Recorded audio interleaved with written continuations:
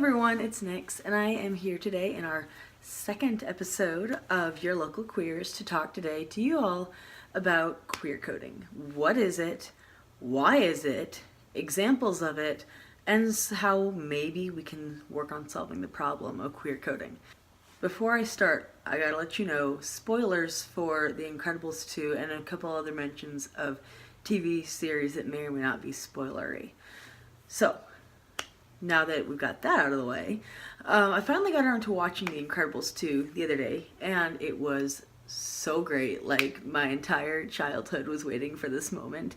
I have loved The Incredibles since I was a little kid, and, you know, grew up pretending to be invisible and all that. But then queer coding appeared. The moment that Evelyn walked onto the camera, I looked at the friend that I was watching it with, and was like, she's the bad guy. And they're like, no, there's no way. Like, she's the good guy, right? And I'm like, no. I've seen this before. I know exactly what's gonna happen. She is the bad guy. And unfortunately, I was right. I knew Evelyn had to be the bad guy because she was extremely queer looking. And by that I mean she had the short hair, very lesbian style, that joke that bisexuals and gay people can't sit properly in chairs. She would do that. She'd kind of just throw herself onto chairs. She was exchanging looks with Helen Parr, like they were gay. And what did the writers do? They made her the bad guy.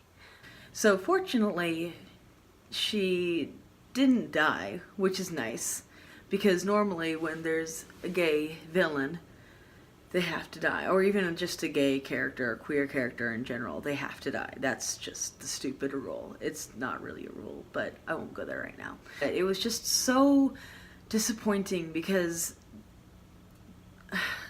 to see representation and to unfortunately instinctively know that that probably meant she was the villain in some way, or would at least be cast in a very bad lighting, was so disappointing.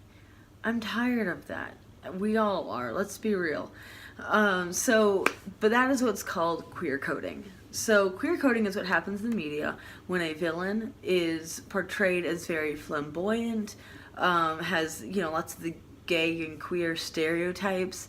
Like I mentioned, Evelyn had short hair, very lesbian style, with the plaid and all that. She was, without them actually saying, oh yeah, Evelyn's, you know, a lesbian or bisexual or whatever, they made it very evident based on our culture's stereotypes that she was queer. The character is pretty much never explicitly said to be queer, but if you think back in like all the Disney movies, I love them, don't get me wrong, but Hades, Ursula, all of them are very flamboyant. Unfortunately, they have a lot of the stereotypes that are represented in the queer community. There's queer coding and queer baiting. Queer coding is when they don't explicitly say that a character is gay or bi or queer in some way, but they are very evidently so. Queer baiting is when they take that a step further and they actually tease a relationship. Think Sherlock and Watson in the new BBC series. Well, I guess it's not new anymore, but Xena and I believe it's Gabrielle is her counterpart in Xena Warrior Princess. Again, heavily hinted, nothing actually happens. That is queer baiting. Another great example, Dean Winchester and Castiel from the TV show Supernatural. Looks are exchanged, hands brush against each other, maybe things are said that could be, you know, translated into, you know, some sort of suggestive content, but nothing is actually ever done.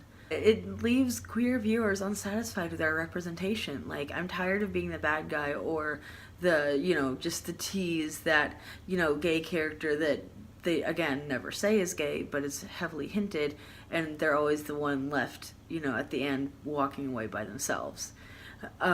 It's very upsetting because we're not villains, first of all, and then we are so much more than just these half-assed relationships.